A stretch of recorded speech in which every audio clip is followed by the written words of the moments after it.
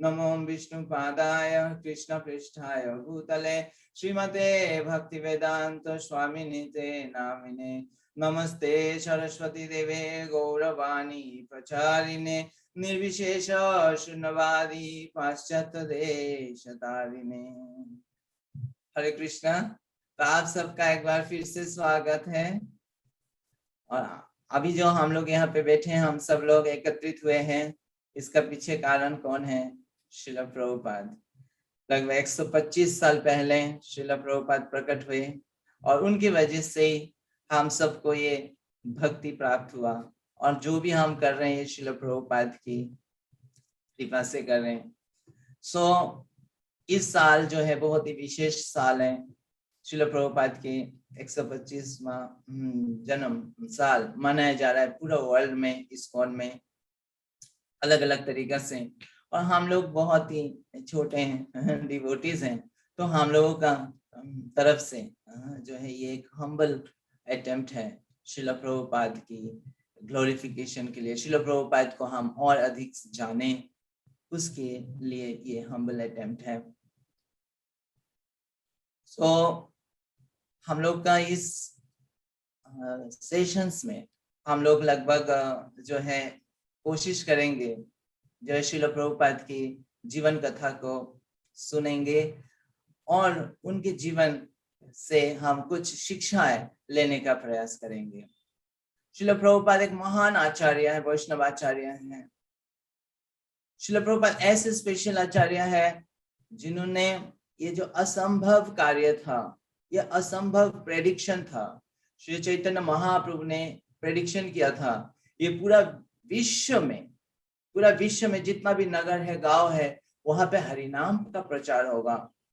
और वो लगभग असंभव लग रहा था, क्योंकि विदेशों में लोग क्यों हरिनाम लेंगे और मतलब कैसे लेंगे, कोई सोच नहीं सकता था। तो लोग सोचते थे ये शायद विश्व का मतलब, पृथ्वी का मतलब शायद भारतवर्ष का होगा। लेकिन श्रील प्रभुपाद ने उसको सही सत्य प्रमाण करके दिखाया। श्रील भक्तिविनोद ठाकुर ने प्रेडिक्शन किया था कि ऐसे एक समय आएगा जहां पे, वो दिन कब आएगा जहां पे पूरा विश्व में, जर्मन, रशिया, ऐसे विदेशों के लोग भी हरिनाम कीर्तन करेंगे।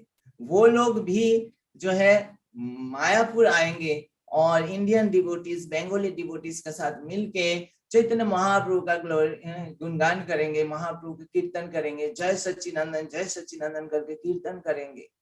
तो ये दिन कब आएगा? ये असंभव है, ये संभव नहीं लगा।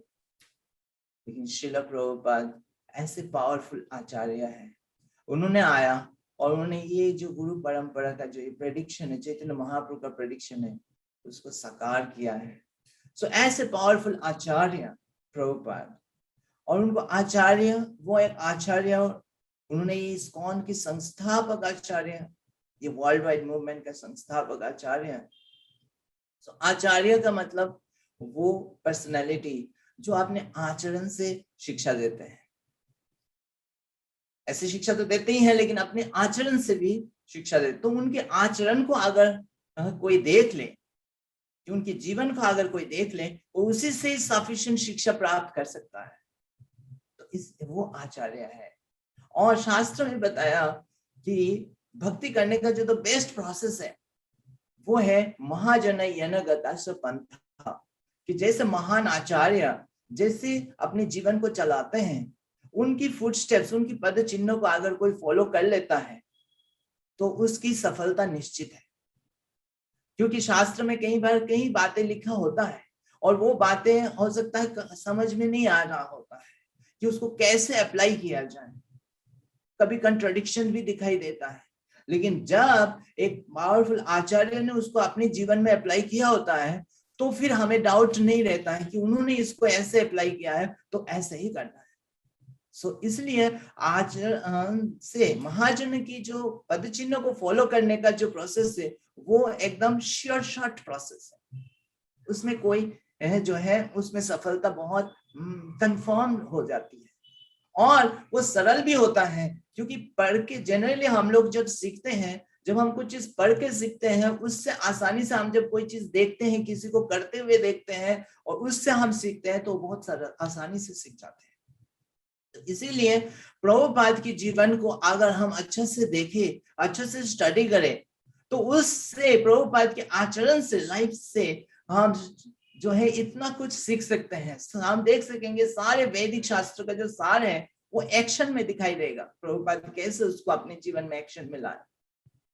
सो वो सारी चीज हम श्रील प्रभुपाद की सिर्फ जीवन कथा को, जीवन चरित्र को सुन के हम प्राप्त कर सकते हैं।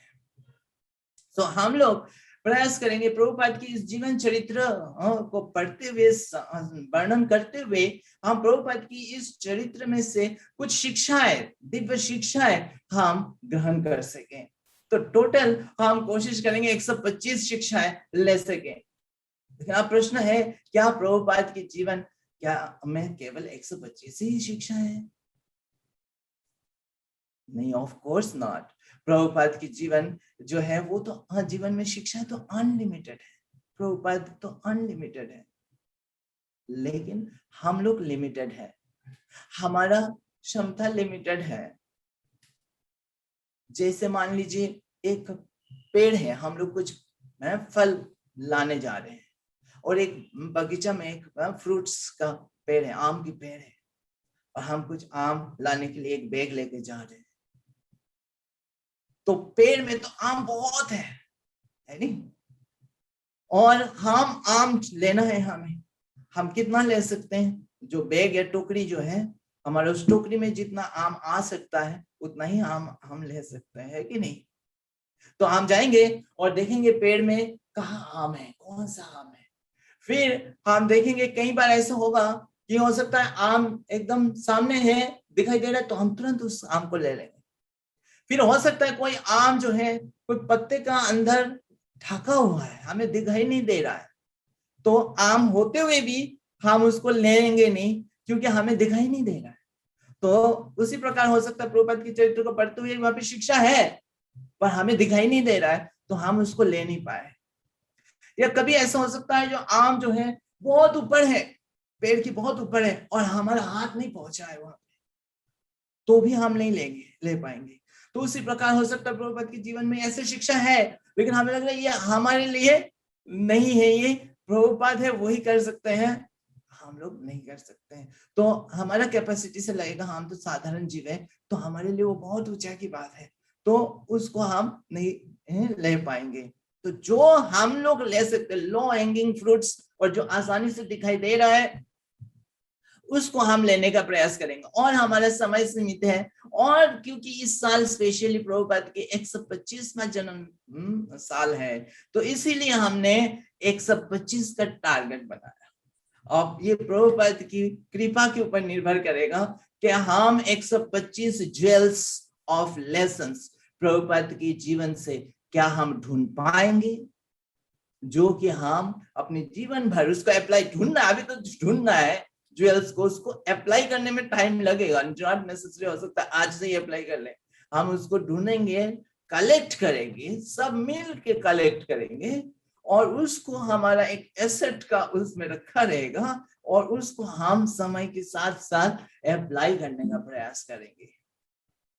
ठीक है, तो आइए हम श्री प्रभुपाद की ब्लेसिंग्स को प्रार्थना करते हुए, क्योंकि जो भी है प्रभुपाद की ब्लेसिंग्स के ऊपर ही निर्भर है, और सारे वैष्णव के, गुरु के और सारे सीनियर वैष्णवों की कृपा याचना करते हुए हम प्रभुपाद की लीला कथा शुरू करते हैं।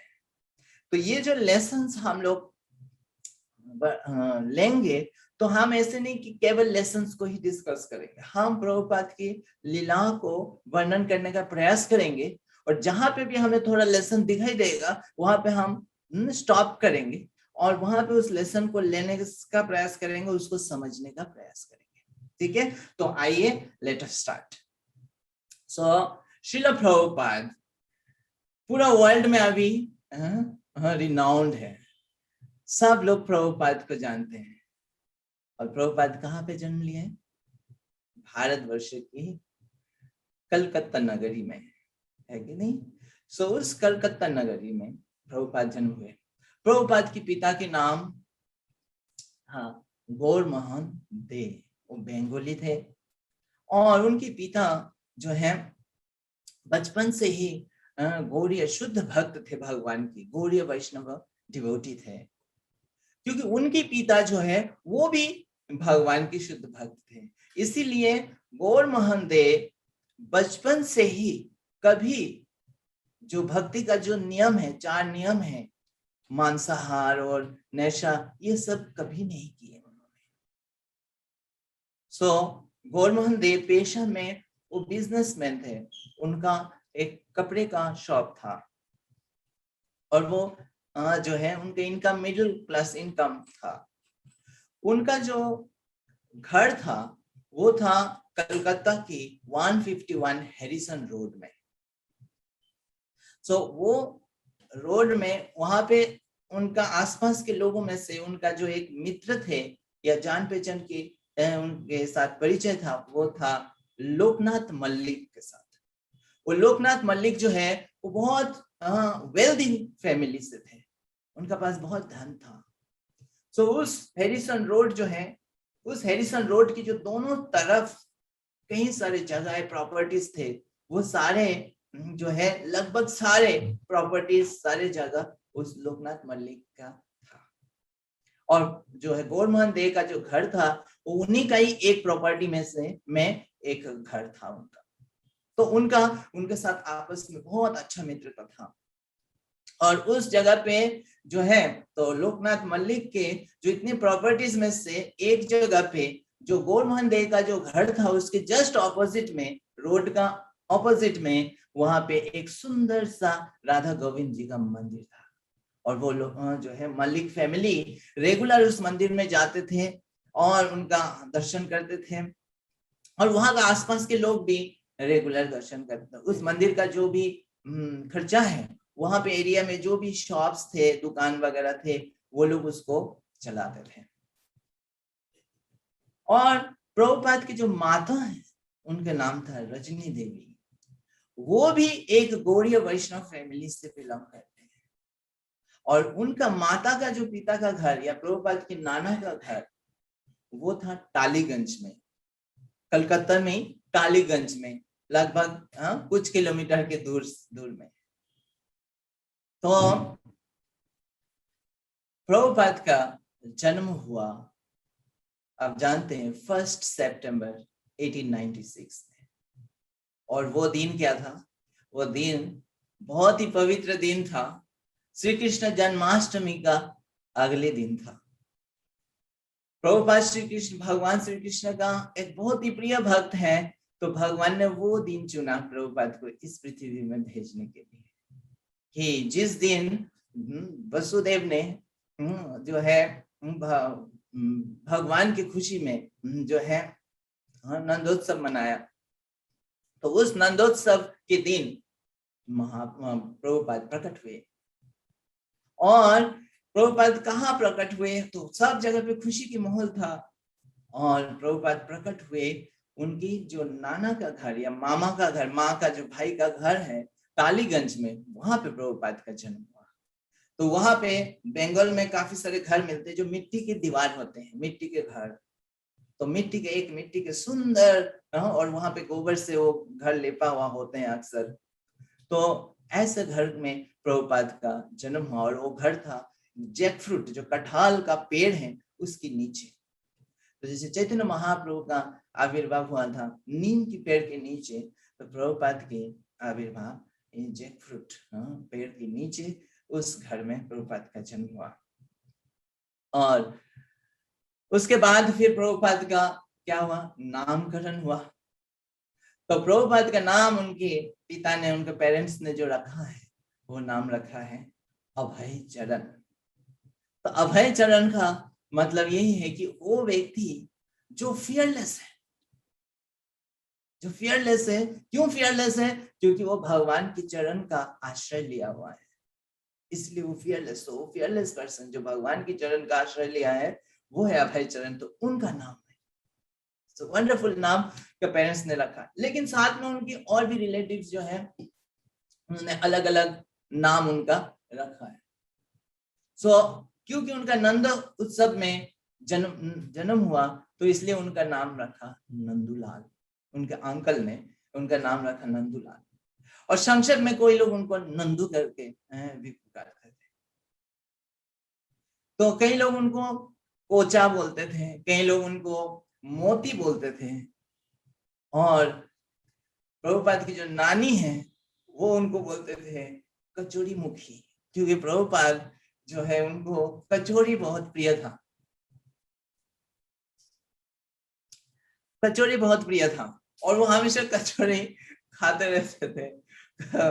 तो इसीलिए प्रभुपाद के नाम उन्होंने कचौड़ी मुखी रखा। प्रभुपाद जो है अपनी जो छोटे उम्र में जो ड्रेस होता था, बनियान जैसा ड्रेस होता था, उसमें कई सारे जेब होते थे, तो जो भी कचौड़ी उनको दिया जाता था वो एक तो खाते थे और सारे जेब में डाल के वो रखते थे। तो इसलिए उनका नाम जो है वो उनके नानी ने बुलाते थे कचौड़ी मुखी।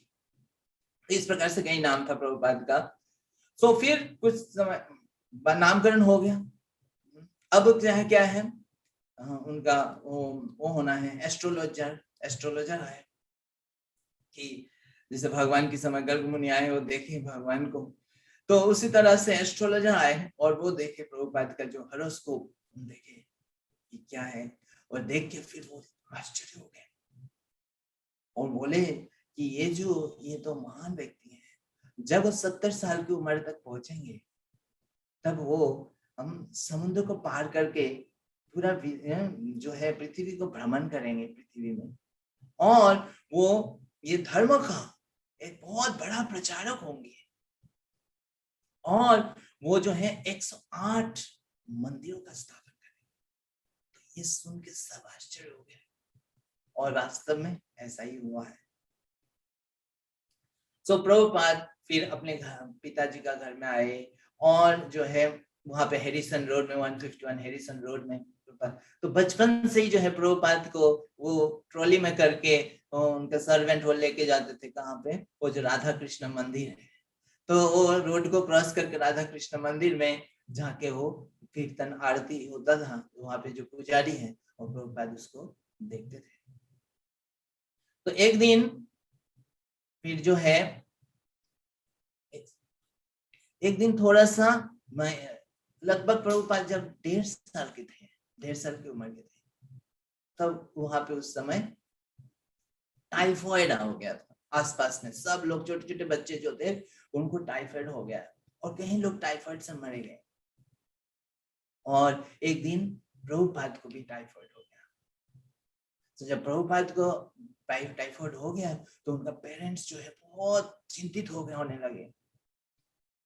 अब क्या होगा, तो उनके फैमिली डॉक्टर थे, डॉक्टर बोस, और वो आए, वो देखे और बोले इसके कोई अभी कोई दवाई नहीं है, और ये जो है इसका तो जो है एकमात्र एक चीजें काम करती है, और वो है इसको चिकन सूप पिलाना पड़ेगा।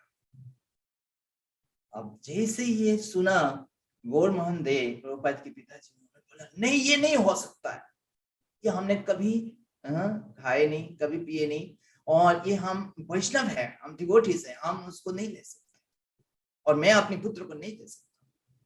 तो गौर मोहन देव समझाने लगे कि देखिए वो बात अच्छी बात है, वो तो बिल्कुल आप लोग नहीं कर, लेकिन अभी लाइफ एंड डेथ की सिचुएशन है, अभी आपका पुत्र का जीवन सबसे इंपॉर्टेंट है, और ये एक दवाई की तरह आपको देना है। बोले नहीं, मैं नहीं कर सकता। अब प्रभुपाद की जो माता है रजनी देवी, वो जो है उनके लिए तो पुत्र जो है सब कुछ है, तो वो जो है प्रभुपाद के पिता के पास आए और उनको समझाने लगे कि देखिए मैंने कभी कुछ नहीं मांगा आपसे, अभी मैं पुत्र का जीवन मांग रहा हूं, और ये तो भगवान समझेंगे कि ये कोई ऐसे नहीं लिया जा रहा, ये तो एक दवाई की तरह, मेडिसिन की तरह दिया जा रहा है, तो आप प्लीज इसको परमिशन दीजिए, एक्सेप्ट कीजिए। तो बहुत कहने से गौर मोहन देव जो है प्रभुपाद के पिताजी माने और बोले लेकिन हमारा घर में नहीं बन सकता, इस घर में कभी नॉनवेज नहीं आए। तो डॉक्टर बोस ने बोले मैं अपने वहां घर में बनाता हूँ, या किसी और जगह पे बनवा के लाता हूँ, और वो करा। और प्रभुपाद तब छोटे 1.5 साल के थे, तो उनको जो है चिकन सूप पिलाने गए डॉक्टर बोस और जो आसपास के और लोग। और जैसे प्रभुपाद की मुंह खोल के, प्रभुपाद खोल नहीं रहे थे, तो बहुत मुश्किल से उनको जैसे ही दिया और एकदम से प्रभुपाद जो है उल्टी कर दी। प्रभुपाद ने उसको पिया नहीं और एकदम से उल्टी कर दी। और गौर महादेव पास में थे, वो जैसे ही देखा कि अभय चरण प्रभुपाद जो है उसको पिया नहीं, उल्टी कर दी, तो गौर महादेव बोले बस एक बार ट्राई कर लिया और वो नहीं लिया, अब वो भगवान के ऊपर है, दोबारा ट्राई करने की आवश्यकता नहीं है। और उन्होंने जो है एकदम से प्रभुपाद को उठा के ले आए, भगवान की चरणामृत देने लगे, पिलाने लगे और भगवान से प्रे करते रहे प्रभुपाद की जीवन की सुरक्षा के लिए। और भगवान की कृपा से प्रभुपाद बिना चिकन सूप लिए हुए प्रभुपाद ठीक हो गए। श्रील प्रभुपाद की जय। सो यहाँ पे हमें एक लेसन मिलता है। वो लेसन क्या है? वो लेसन ये है कि जो भक्ति का नियम है, जो रेगुलेटिव प्रिंसिपल्स है, जैसे 4 नियम है, मांसाहार नहीं करना चाहिए एक भक्त को, जुआ नहीं खेलना चाहिए, किसी प्रकार के नशा नहीं करना चाहिए और अवैध स्त्री का संबंध नहीं करना चाहिए। ये जो 4 नियम है, ये इसलिए है कि इस भक्ति का सुरक्षा के लिए इस 4 जो चीज है, ये 4 चीज पाप का पिलर है। इसके माध्यम से कई सारे पाप कार्य किया जाता है इस दुनिया में, और इस पापों का जो परिणाम है वो हमारे जीवन में भयानक रूप से आती है। तो एक भक्त उसको समझता है कि सारे हमारा कष्ट के कारण हमारा अपना ही कर्म है, पाप कर्म है, और अगर हम अपनी कष्ट से हमें बचाना है तो हमें सबसे उसका जो सोर्स है, पाप कार्य का जो सोर्स है, उसको हमें बंद करना पड़ेगा। इसीलिए भक्त जो है ये नियमों का स्ट्रिक्टली पालन करते हैं। तो ये नियम हमारे अपने बेनिफिट के लिए, इसीलिए इसको कहता है कि for regulative principle of freedom. लेकिन कई लोगों को पता नहीं है कि ये चीज हमें करना चाहिए। लेकिन हम सब भाग्यशाली हैं कि प्रभुपाद की कृपा से हम सबको पता है कि हमारा कष्ट के कारण ये 4 चीज है, ये 4 चीज सारे पापों का स्रोत है। तो इसीलिए हमें इन 4 चीज से मुक्त रहना चाहिए। और वास्तव में भक्त लोग जब ये 4 नियमों का पालन करते हैं, पता भी नहीं चलता उनको कितना बड़े बड़े डेंजर से वो बच जाते हैं, कितने बड़े बड़े पापों से वो मुक्त हो रहे हैं, वास्तव में ये सिंपल 4 चीज करने से, पालन करने से। लेकिन कई बार ऐसा होता है हम इसका वैल्यू नहीं समझ पाते हैं, और कहीं कहीं जब हम जाते हैं, दूसरे लोगों का संग में जाते हैं, तो वहां पे लोग कुछ ना कुछ, खास करके जैसे मान लीजिए ऑफिस की पार्टी हो गया या कहीं मैरिज हो गया रिलेटिव्स में, फैमिली में, जहां पे कई सारे नॉन डिवोटीज भी आते हैं, तो उनको तो पता नहीं है 4 रेगुलेटिव प्रिंसिपल के बारे में। तो वो कभी कभी हो सकता है हमारे सामने आके एकदम से ऑफर करे कि मेरे आज शादी है या मेरा आज पार्टी है, मेरा खुशी के लिए थोड़ा सा पी लो, मेरा खुशी के लिए ये चीज, मैंने इतना कुछ बनाया आपके लिए, खा लो। और कभी कभी हमें लगता है कि अरे हम तो नहीं लेना चाहते, लेकिन उन्होंने ऐसा करके बोला, हम मना नहीं कर पाए, हम मना नहीं कर पाए। तो हमें मना करना सीखना है कि जहां पे भी हमें लगता है कि वो रिक्वेस्ट को एक्सेप्ट करने से हमारा 4 रेगुलेटिव प्रिंसिपल ब्रेक हो जाएगा, वहां पे हमें मना करना सीखना है। अदरवाइज हम देखते हैं कहीं डिवोटीज थोड़ा सा भी हम ब्रेक कर जाते हैं तो उसके परिणाम भयानक होते हैं। फिर हमें और एक ब्रेक करने का मन करता है, और एक ब्रेक करना आसान हो जाता है, और फिर हमारे में और कोई साधारण व्यक्ति में कोई अंतर नहीं रह जाएगा, भक्त और नॉन डिवोटी में कोई अंतर नहीं रह जाएगा। कई बार ऐसे दिखाया जाता है, इवन डिवोटी है, जैसे जुआ नहीं खेलना है, लेकिन अक्सर ऐसा होता है फाइनेंशियल प्रॉब्लम्स, तो फाइनेंशियल प्रॉब्लम में कभी उनका दोस्त बोल देता है कि आप स्टॉक मार्केट में पैसा लगा दो, उससे पैसा बढ़ जाएगा रातों रात। और भक्त कभी कभी ऐसा हो जाता है कि हाँ ठीक है, वो सोचते नहीं है कि ये हमें और प्रॉब्लम्स तो नहीं डाले, वो सोचते हम बहुत इंटेलिजेंट हैं, जुआ हमें क्या कर लेगा, हम जुआ को हराएंगे, ऐसे सोच लेते हैं। लेकिन अक्सर ऐसा होता है, कई सारे डिवोटीज हैं, मतलब है ना, एक थे बहुत सिंसियर थे, लेकिन उन्होंने ऐसे जो है किसी का कहने से पैसा लगाना शुरू किया।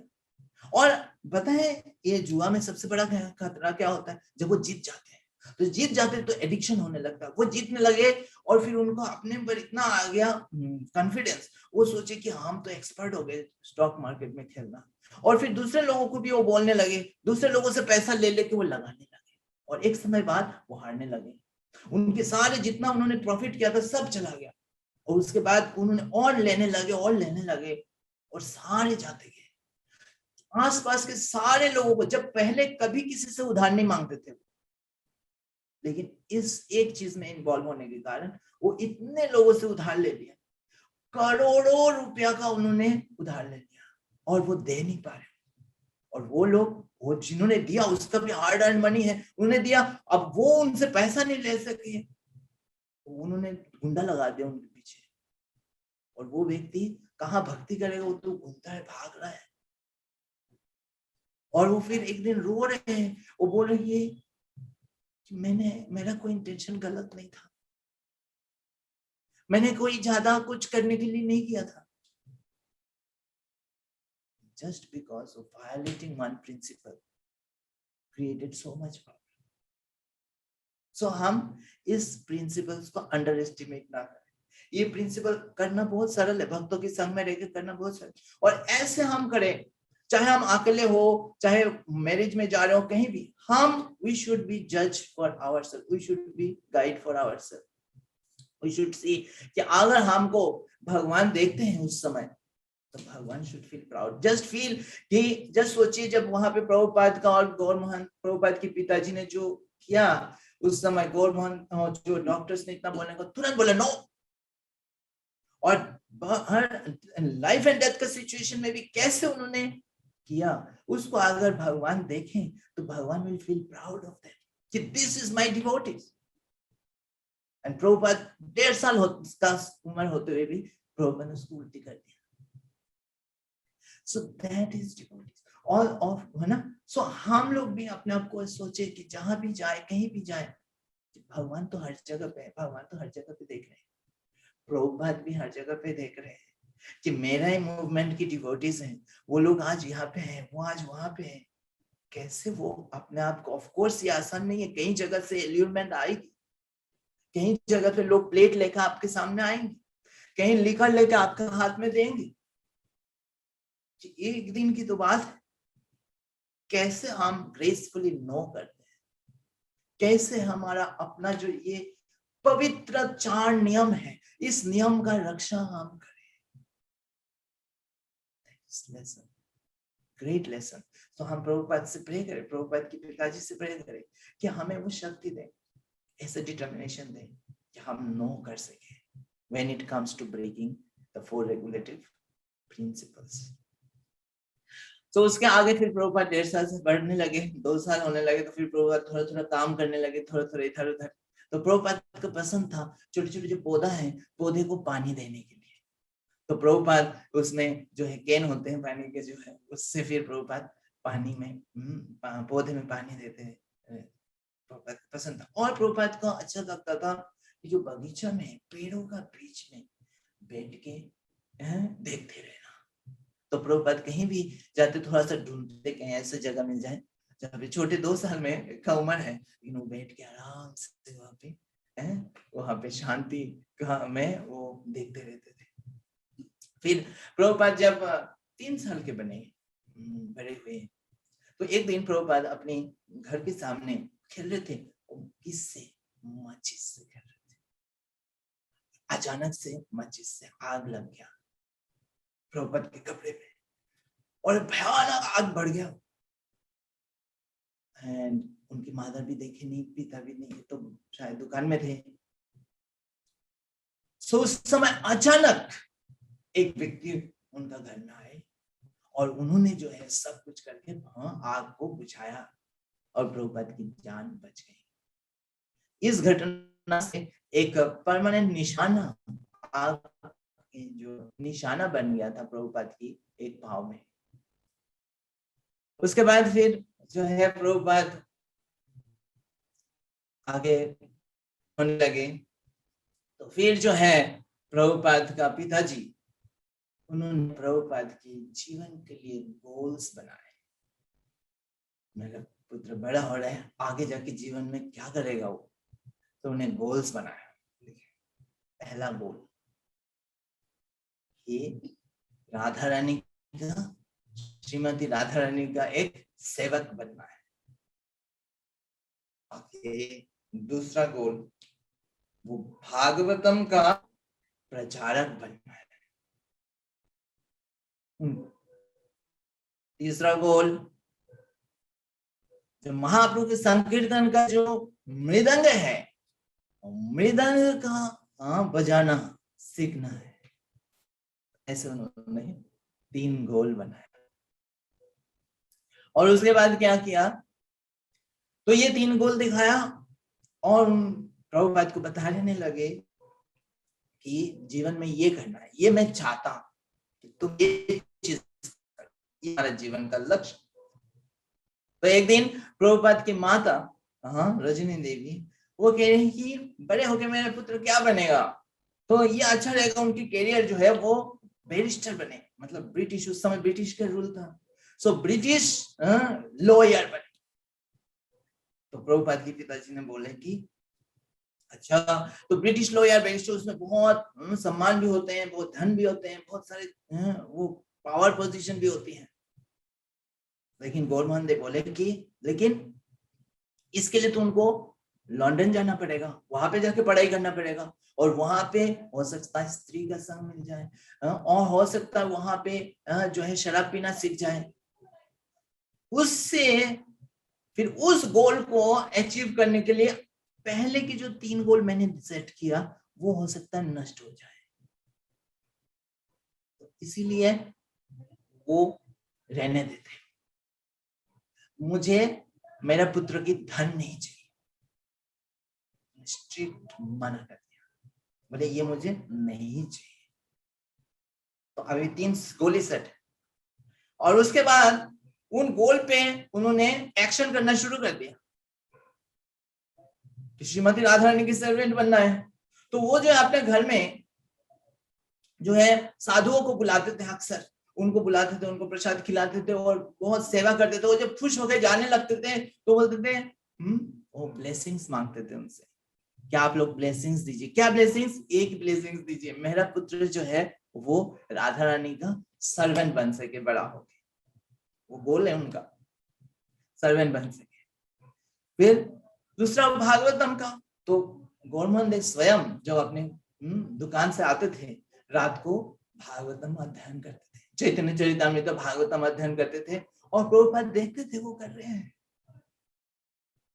सो दूसरा गोल है। तीसरा गोल, उनको मृदंग सीखना। तो अर्ली एज में ही जो है प्रभुपाद ने एक प्रोफेशनल मृदंग टीचर को हायर किया। प्रभुपाद के पिता ने, वो मृदंग को ऐसे पकड़ ही नहीं सकते, मतलब इतना हाथ जा ही नहीं रहा है, फिर भी पकड़ लिया। उनके माता ने बोला अभी क्या करेगा वो, बोला अभी से करेगा तभी वो एक्सपर्ट बनेगा। तो उसी समय प्रभुपाद जी लगे हुए हैं सीखने के लिए। तो मृदंग जो है प्रोफेशनल टीचर रखा ताकि अच्छा मृदंग प्लेयर बने। तो उनके जो एक्शन से वो दिखा रहे हैं कि क्या एक्चुअली वो चाहते हैं प्रभुपाद से, और इसीलिए प्रभुपाद ने ये तीनों चीज पूरा किया उनके जीवन में। गौरमोहन देव का जो डिजायर था वो पूरा हुआ। तो यहाँ पे वी गेट लेसन नंबर 2, जो हम चाहते हैं या हम बोलते हैं हम चाहते हैं, क्या हम बोलते हैं मैं तुमसे ये चाहता हूं, मैं तुमसे ये चाहता हूं, मैं अपनी जिंदगी में ये चाहता हूं, जो हम बोलते हैं हम चाहते हैं, हमारे एक्शन उसके साथ मैच होना चाहिए। अक्सर हम बोलते कुछ है लेकिन हमारे एक्शन ऑपोजिंग हो जाता है, और फिर जिनसे हम बोलते हैं कि हम तुमसे ये चाहते हैं, वो कंफ्यूज हो जाता है कि वास्तव में वो ये चाहते हैं या वो चाहते हैं मैंने से। मुझे याद है हमारे ऑफिस में एक पॉलिसी था, फ्लेक्सी टाइमिंग। तो वहां पे ऐसा होता था कि इस पॉलिसी के हिसाब से कोई भी एम्प्लॉय जो है वो कभी भी आ सकता है, मतलब फिक्स्ड टाइम नहीं कि 10 बजे आना पड़ेगा, 9 बजे आना, फ्लेक्सिबल आगे पीछे आ सकता है और कभी भी वो जा सकता है आगे पीछे। लेकिन एक चीज इंपॉर्टेंट है, उसको हर मीटिंग अटेंड करने पड़ेंगे और उसको हर रेस्पॉन्सिबिलिटी, जो रेस्पॉन्सिबिलिटी उसको दिया गया उसको 100% उसको निभाना पड़ेगा, चाहे वो रात का 12 बजे का हो, चाहे सुबह 4 बजे का हो, उसको अपना रेस्पॉन्सिबिलिटी पूरा निभाना पड़ेगा। और ऐसे सारे एम्प्लॉय हैप्पी थे, वो कभी लेट जाते थे, कभी रात भर ऑफिस में रहते थे, लेकिन कोई प्रॉब्लम नहीं आई। और लेकिन कभी थोड़ा लेट जाते थे सुबह, या कभी अर्ली निकल जाते थे अपनी फैमिली फंक्शन को अटेंड करने, बहुत जिम्मेदार थे। लेकिन एक बार एक मैनेजर आए और वो धीरे धीरे सारे का नोट करना शुरू कर दिया, ट्रैक करना, कौन कितना बजे आता है, कौन कितना बजे जाता है। और फिर वो सबके सामने जो एकदम समय पे आता है उसको अप्रिशिएट करने लगे कि ये बहुत अच्छा व्यक्ति है, ये समय पे आता है, 10 बजे आते हैं, बाकी कोई नहीं आता। दूसरा मैसेज मिलने लगे सबको कि इसका मतलब ये जो मैनेजर है वो खुश होंगे अगर हम समय पे आएंगे, तो समय पे आएंगे तो फिर समय पे जाएंगे। तो ऐसे ही करने लगे सब। पॉलिसी है फ्लेक्सी टाइमिंग, लेकिन मैनेजर का एक्शन क्या है, उल्टा है। अब सब ऐसे होने लगे। एक दिन रात को आया बिग प्रॉब्लम, सर्वर क्रैश। अब ये जो है मैनेजर वो फोन कर रहा है, देखो रात को कोई नहीं है ऑफिस में, वो फोन कर रहा है, उसके ऊपर उसके बॉस का आया कि सर्वर क्रैश, आप उसको तुरंत आप करो। बोले कोई है नहीं। अब उसने अपनी टीम मेंबर्स को फोन करा, भाई कुछ देखो कुछ देखो, कोई नहीं उठा रहा है फोन। उसका तो रात कैसे बीता और सुबह उसका जो क्लास लगी उसको वो लेसन मिल गया कि action should match with what we want. और फिर उसने वापस कर दी कि फ्लेक्सी टाइम। उसी प्रकार हम सब भी कभी कभी हम चाहते कुछ है और अक्सर क्या चाहते वो हमें क्लियर नहीं होता कि हम क्या चाहते वास्तव में। कभी ये चाहते तो कभी वो चाहते, कभी ये चाहते कभी वो चाहते। और फिर कभी कभी टू मेनी थिंग्स भी चाहते हैं, ये भी चाहते हैं ये भी चाहते हैं। अब ये बता देते, दो चूहा को एक साथ पकड़ने जाओ तो हो सकता है एक भी नहीं पकड़ में आए। इसीलिए समझना चाहिए एक्चुअली टॉप प्रायोरिटी क्या है और क्या चीज एक्चुअली मैं चाहता हूँ। जैसे प्रभुपाद के पिताजी ने बोला, दूसरा बोला बैरिस्टर बने, अच्छा करियर हो तो अच्छी बात है, लेकिन उसके कारण वो पहले वाला जो लक्ष्य है वो अगर उसमें बाधाएं आ जाए तो वो नहीं चाहिए, कमी ठीक है। इसी प्रकार कभी कभी हो सकता है हमारा बेस में हम चाहते हैं डिवोटीज जो है अपना रूम को क्लीन करें, अपने वस्त्रों को क्लीन करें, अपने अलमीरा को प्रॉपर्ली ढंग से सेट करके रखे, सारे क्लीन सेटअप। लेकिन हम उनको अगर इतना सेवा दे दे कि उसके पास टाइम ही नहीं है अपना रूम को साफ करने, टाइम तो चाहिए उसको। अगर हम इतना वो करें कि उसके पास टाइम नहीं, तो क्या होगा, हमारा एक्शन और हमारा स्पीच मैच नहीं करेगा। सो हम देख सकते हैं प्रभुपाद के जो पिता है, केवल उन्होंने बोला नहीं कि मैं ये चीज चाहता हूं, या केवल ये नहीं बताया कि ये चीज मेरे लिए है। उन्होंने हर एक है जो डिजायर को उन्हें सब्सटेंशिएट किया, हर एक के लिए करके बताया कि वास्तव में मैं यही चाहता हूं। There is no confusion. So it's a great lesson. So Prabhupada का ये गोल है और प्रभुपाद के गोल की ट्रेनिंग शुरू से, बचपन से ही शुरू हो गया। और प्रभुपाद फिर आगे जाने लगे और बढ़ने लगे, बड़े होने लगे। फिर प्रभुपाद जैसे ही देखे तो अपने घर में डिवोशनल एनवायरनमेंट है, तो उनके पिताजी जो है वो जैसे रात को आते थे ऑफिस से, आके भी वो अपनी जो डीटीज हैं राधा कृष्ण का वो वर्शिप करते थे, आरती करते थे, वो भागवतम चैतन्य चरितामृत का पाठ करते थे और अपनी जप करते थे। तो प्रभुपाद कहीं बार पता है कि वो अक्सर प्रभुपाद कभी कभी सोए हुए रहते थे, और लेकिन जैसे उनकी घंटी का आरती की घंटी का आवाज सुनते थे प्रभुपाद जग जाते थे। तो बचपन से ये देखते थे पिताजी कैसे वर्शिप कर रहे हैं। और जब वो राधा गोविंद मंदिर जाते थे, वो जो मल्लिक के जो राधा गोविंद मंदिर में, वहां पे देखते थे वर्शिप कैसे कर रहे हैं, लोग कैसे आ रहे हैं, दर्शन कर रहे हैं, कैसे प्रसाद बांट रहा है। सो ये एनवायरनमेंट प्रभुपाद को मिला। और प्रभुपाद जब अपने नाना के घर में जाते थे, नानी के घर में जाते थे टालीगंज में, तो वहां पे वो लोग क्या करते थे, इकट्ठा होकर हरि कथा सुनते थे, जहाँ पे रामायण के महाभारत की ऐसे कथा, भागवतम की कथा सुनते थे, और प्रभुपाद भी जाते थे उनके साथ, और ये कथा कई दिन तक चलता था। और जब कथा समाप्त हो जाता तो फिर वो आपस में उसी कथा को चर्चा करते थे, रामायण महाभारत की, और सपने में भी वही चीज आता था।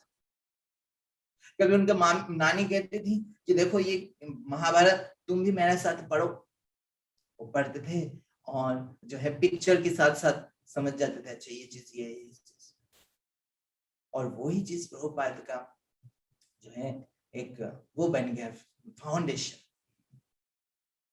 कि क्या वैदिक साहित्य, वैदिक सिविलाइजेशन कितना सुंदर है, और इसीलिए प्रभुपाद पूरा वर्ल्ड में इसी को प्रचार किया, कि उन्होंने इसको फील किया है। सो यहाँ पे लेसन नंबर 3 कि द कल्चर, यहाँ पे प्रभुपाद का अकेले तो घर का नहीं था, पूरा कल्चर था। सो पूरा कल्चर ऐसा था कि वो culture was conductive for building a good character, a great personality. अक्सर हमारा लाइफ का जो पर्सपेक्टिव है कि क्या सही क्या गलत, ये सारे बचपन में ही फॉर्म हो जाता है। क्या जीवन की सफलता क्या है, जीवन की असफलता क्या है, हीरो कौन है, ये सब बचपन में ही फॉर्म होती है। जब मदर से, पेरेंट्स से सुनते हैं ये सब स्टोरीज, और बचपन में खास करके स्टोरीज के माध्यम से हम जिसको सुनते हैं वो जीवन भर भूलते नहीं।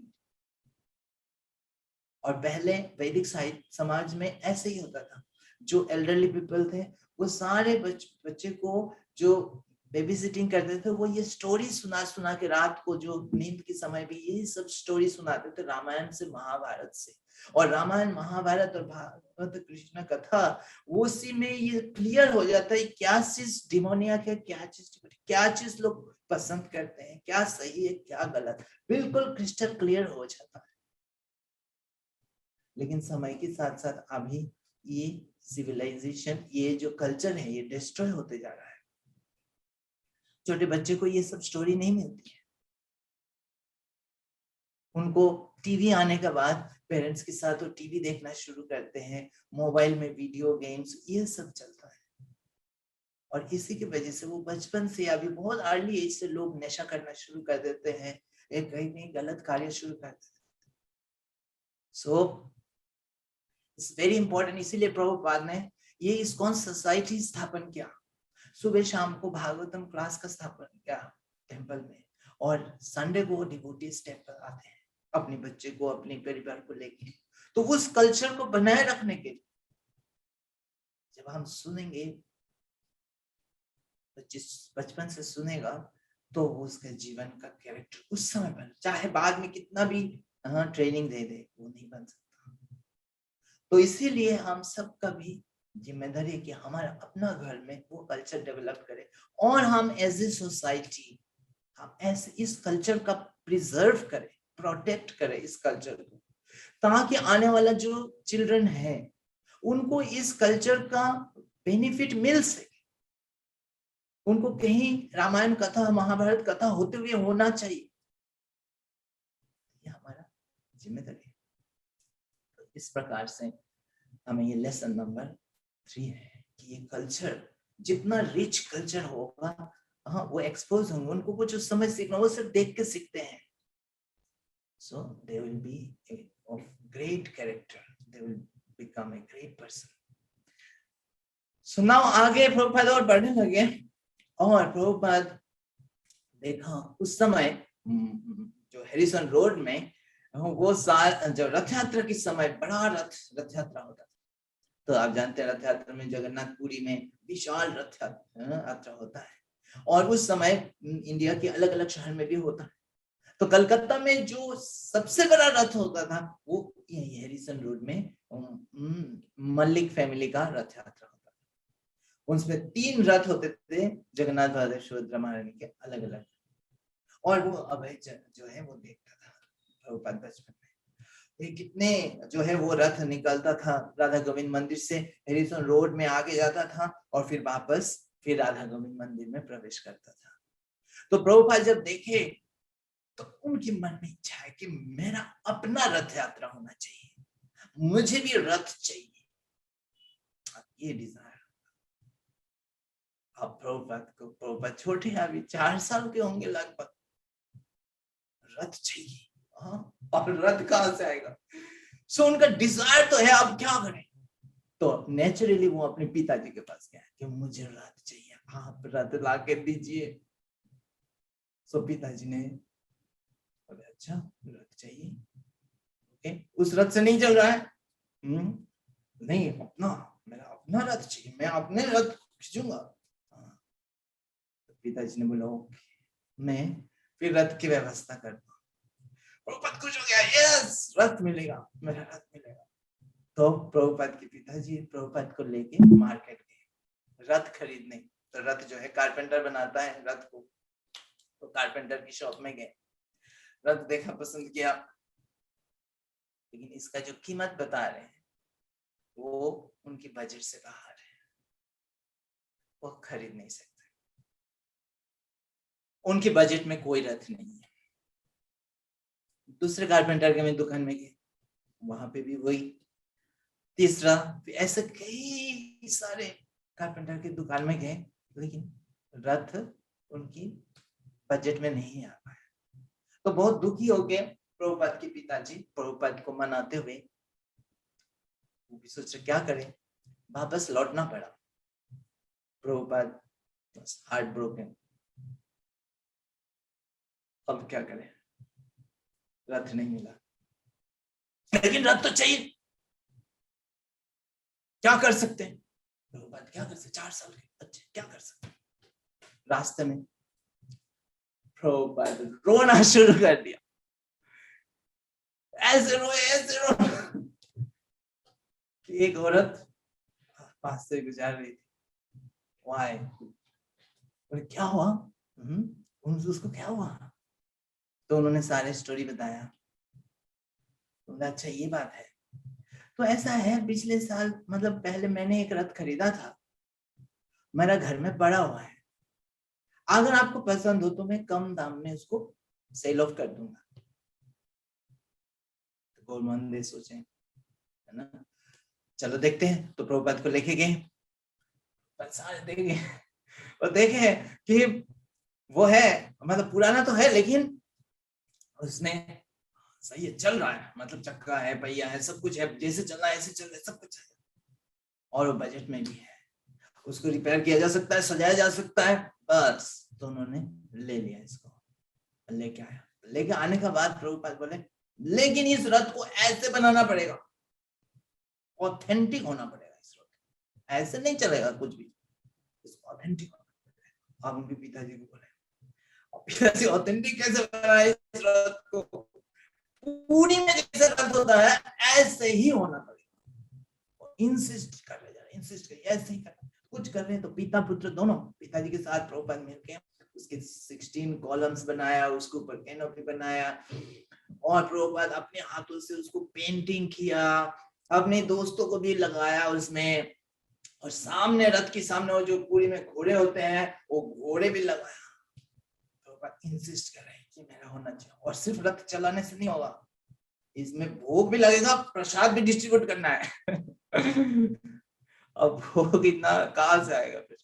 तो अपने पड़ोसे में जाके बोले कि मेरा जगन्नाथ जी के लिए आप बनाओ प्रसाद, और पड़ोस की जो माताएं हैं वो मना नहीं कर पाए प्रभुपाद की इस उत्साह को देखे, तो उन्हें बनाया, और प्रभुपाद धूमधाम से ये रथ यात्रा को मनाया, हर साल ऐसे मनाते, और आगे जाके हमें पता चलेगा कि कैसे प्रभुपाद ने पूरे वर्ल्ड में अपना रथ यात्रा स्थापन किया। श्री जगन्नाथ बलदेव सुभद्रा महारानी की जय, जगत गुरु श्रील प्रभुपाद की जय। यहाँ पे एक लेसन हमें मिलता है, लेसन नंबर 4,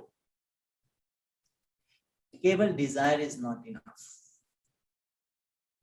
हमारा सिंसियर प्रयास ये जो है भगवान की कृपा को इन्वोक करता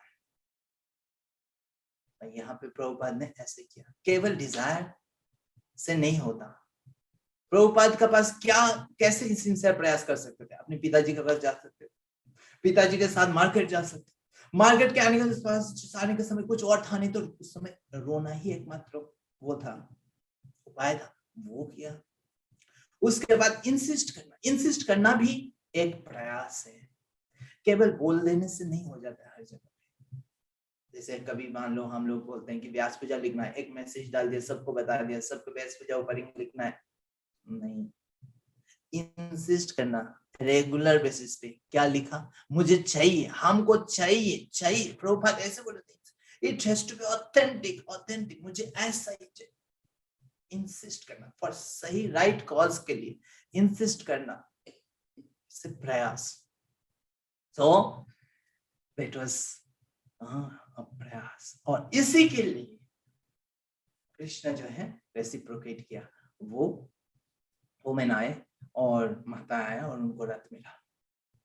आगे फिर प्रभुपाद आगे बढ़ते गए, बड़े होते गए, और फिर प्रभुपाद जो है 5 साल हो गए, अब उनको जो है स्कूल में एडमिशन लेना है। तो प्रभुपाद अपने घर में माता पिता दोनों का प्यारा लड़का थे।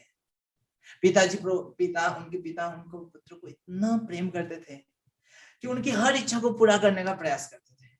वो जानते थे ये पुत्र मेरा कोई विशेष है, तो उनको कभी सजा नहीं देते थे। अगर उनको करेक्ट भी करना होता तो उनको बोलते थे कि देखो मेरा ड्यूटी है तुमको करेक्ट करना, इसलिए मैं कर रहा हूँ। चैतन्य महाप्रभु के पिता भी उनको करेक्ट करते थे, इसलिए मैं कर रहा हूँ, वो करते थे। अदरवाइज अक्सर वो जो है पुत्रों की हर डिजायर को पूरा करने का पूरा प्रयास करते थे। एक प्रभुपाद कचौड़ी खाने के लिए उनकी माता हमेशा देते रहते, लेकिन एक दिन बोले नहीं अभी चाहिए, तो माता ने अभी मना कर दिया, तो वो जाके सो गए। पिताजी आए, जो बोले कि क्या हो गया, तो बोले वो उसको कचौड़ी चाहिए, तो बोले चलो अभी बना के खिलाते हैं। उनके पिताजी से उनको प्रेम करते थे और उनकी हर इच्छा को पूरा करते थे। लेकिन उनका जो माता है रजनी, उनका भी जो प्रेम था प्रभुपाद के प्रति, उनका थोड़ा सा डिफरेंट था। उनकी प्रेम ऐसे था कि वो पुत्र का कैसे प्रोटेक्शन हो, वो कैसे उनका जो ड्यूटी है पुत्र के प्रति वो पूरा अच्छे से करते, पुत्र का स्वास्थ्य ठीक रहे। और उसके लिए अगर उसको जबरदस्ती जो है दवाई पिलाना पड़े तो जबरदस्ती करते थे। तो प्रभुपाद कभी कभी बचपन में नटखट थे, तो लेकिन उनकी माता जो है प्रभुपाद को ऐसे करते ताकि उनकी प्रोटेक्शन हो, उनकी आयु लंबा हो।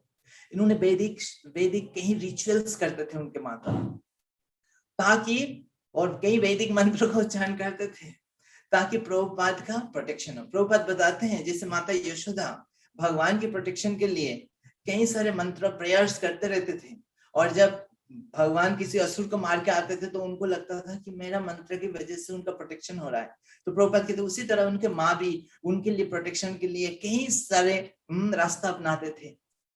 तो उनकी माँ ने जब जन्म हुआ था प्रभुपाद का, तब से उन्होंने एक वाव लिया, व्रत लिया था कि लेफ्ट हैंड से खाने के लिए।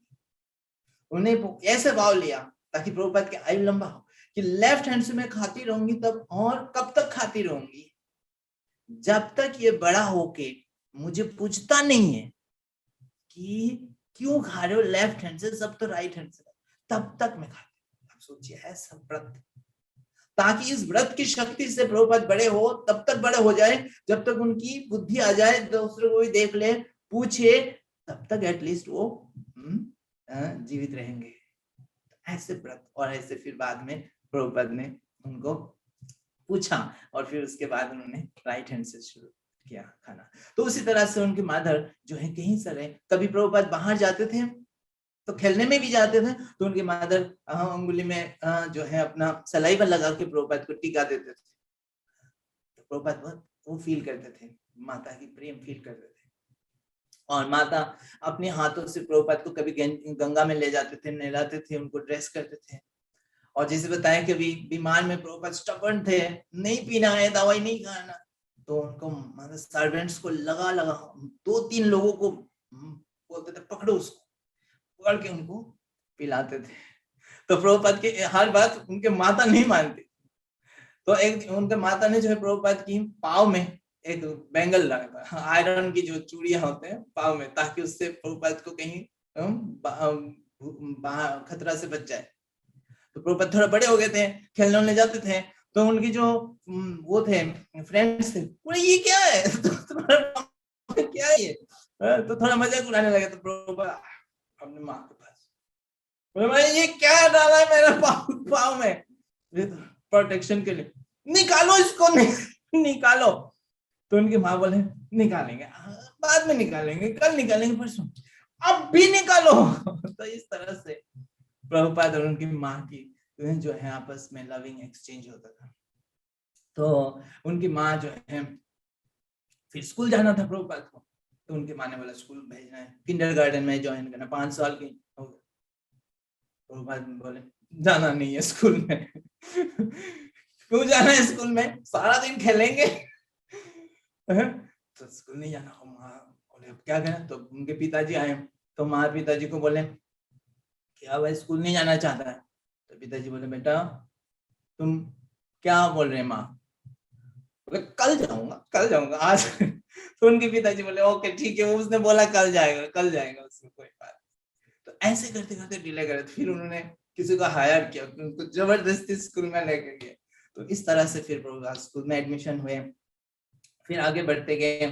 तो उसके बाद 8 साल के हुए तो प्रभुपाद जो है उस स्कूल से किंडरगार्टन से मतलब थोड़ा बड़ा स्कूल में गए और वहां पे उन्होंने एडमिशन लिया। तो उस समय प्रभुपाद जब 10 साल के लगभग थे, तो वहां पे उनको जो है उस समय प्रभुपाद की जो फेवरेट था वो साइकिलिंग था।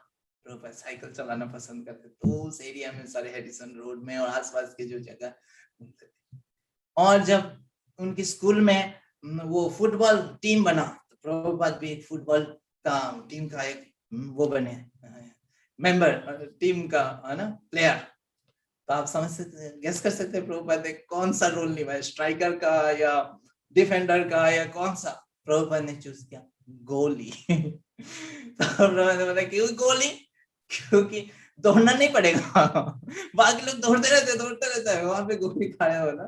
तो प्रभुपाद ऐसे हुआ। उसके बाद प्रभुपाद जब लगभग 15 साल के थे, तो उनका एक बीमारी हो गया था, बेरी उनका माता का भी हो गया था। तो लेकिन उनकी मदर बीमार होते हुए भी प्रभुपाद के लिए जो करना था वो सारे करते, पाँव में मालिश लगाना और ये सब रात भर जग के। और प्रभुपाद भगवान की कृपा से ठीक हो गए, उनकी माता भी ठीक हो गए। उसके बाद फिर अगले साल जब प्रभुपाद 16 साल के थे, तो अचानक से उनकी मदर का देहांत हो गया। और उस समय फिर उनके मदर के देहांत होने से प्रभुपाद का उनके मदर का जो एक्सचेंज था, लविंग एक्सचेंज, वो स्टॉप हो गया। कोई और जबरदस्ती उनको दवाई नहीं पिलाने वाला है। तो उनके जो ये जो चाइल्डहुड प्रैंक्स था वो सारे का कर्टेन एक तरह से बंद हो गया। प्रभुपाद दुखी हुए, लेकिन गौर महानंद प्रभुपाद के पिता उनको कहते हैं कि बेटा दुखी नहीं होना है, जो भी होता है भगवान की इच्छा से होती है, और भगवान जरूर इसमें अच्छा है, कुछ अच्छा है। और भगवान जो है किस चीज के लिए अफसोस करने, भगवान कहते हैं गीता में कि हम सब शाश्वत हैं। तो भगवान की इच्छा को स्वीकार करो और भगवान के ऊपर पूरा विश्वास रखो। प्रभुपाद ने उनके पिता का बातों को सुना और समझा और फिर जीवन में आगे बढ़ते गए। तो यहाँ पे लेसन नंबर 5 कि भगवान की जो विल है, इच्छा है, वो सुप्रीम है। कभी जब ट्रेजेडी होता है तो अक्सर डिस्टर्बिंग होती है, हम सबको पेन भी होता है, बहुत पेनफुल होती है सिचुएशन, पर ये संसार दुखदायक है। इसीलिए भगवान बताते हैं कि ईश्वर शाश्वत है। तो उनके पिताजी ने प्रभुपाद को जो शिक्षा दिया, द डिवोटीज, और प्रभुपाद ने भी उसको एक्सेप्ट किया। डिवोटीज भगवान की इच्छा को स्वीकार करते हैं ग्रेसफुली, रेवेल नहीं करते हैं, प्रोटेस्ट नहीं करते। टफ है। अक्सर कई बार जो है सोचते हैं क्यों भगवान ऐसे क्यों किया, ऐसे क्यों किया, और इसके कारण कभी भक्ति छूट भी जाती है, छोड़ भी देते हैं। लेकिन यहाँ पे प्रभुपाद ने उनकी मदर, जो इतना एफेक्शनेट मदर, इतना अर्ली एज में प्रभुपाद ने खोया, प्रभुपाद ने उनके पिताजी का इस इंस्ट्रक्शन को, इस शिक्षा को ग्रहण किया और कभी क्वेश्चन नहीं किया कि क्यों ऐसा हुआ। जगत गुरु श्रील प्रभुपाद की जय, प्रभुपाद की माता रजनी देवी की जय, गौर महंत प्रभुपाद के पिता गौर महंत देवी की जय। तो हम लोग आज क्या क्या लेसन सीखा है, जस्ट उस लेसन को हम लोग वो कर लेते हैं, रिकैप कर लेते हैं, देन विल वाइंड अप। कितना ज्वेल्स हमने कलेक्ट किया? 5, है ना। So number 1 jewel, say no to breaking the regulative principles. Number 2, let your action match with what you say you want.